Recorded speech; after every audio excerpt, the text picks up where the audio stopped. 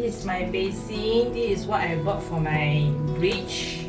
I have kitchen paper with me and a spoon so that I can scoop the liquid, the bleach around when I need. Okay, first kitchen paper. I put it like this, fold it or roll it up, and then place it around the place I want.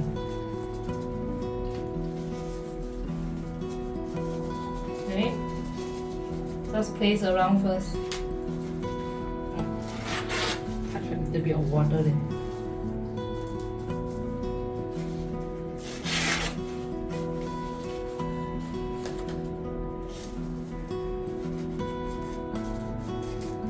Just leave it like this.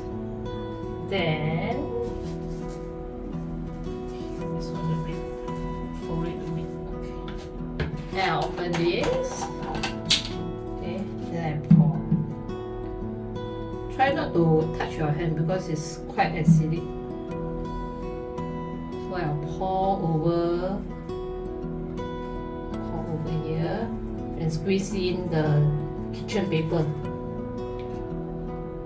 I use kitchen paper because tissue it will break away, so it's very difficult to remove later on.